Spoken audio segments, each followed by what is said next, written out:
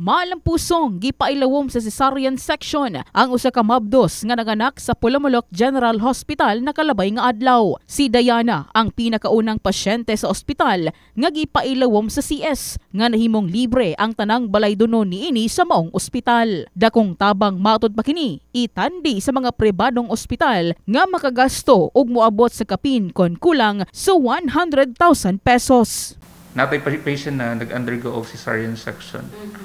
So, as of now, actually, gi-check na ako.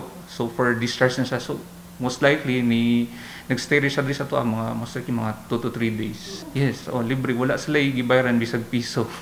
Pag nako sa mga private hospitals, sa mga pila ang gasto mo pag-CS? So, depende, no? Depende kung naay mga complications pa.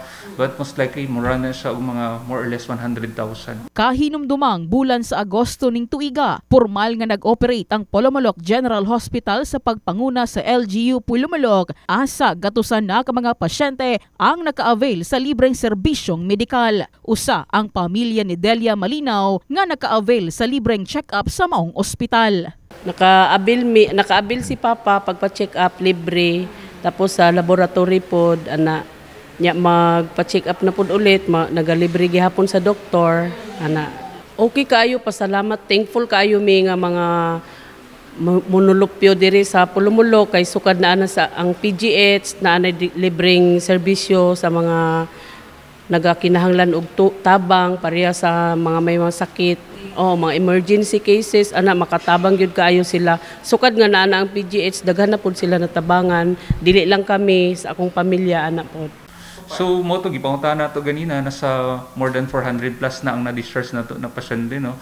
So nanay isa dito pod na niagi og surgical procedure gihapon is the XLAP. Then so far na discharge naman to ang pasyente. Gi-visit po siya ni Mayor actually kung kamusta yang kahimtang. Giawhag usab ang tanang residente dili lamang sa maong munisipalidad apan lakip na usab sa kasikbit lugar nga i-avail ang libreng serbisyong medikal sa Pulamulok General Hospital katambayayong ang lokal nga panggamhanan sa Pulamulok.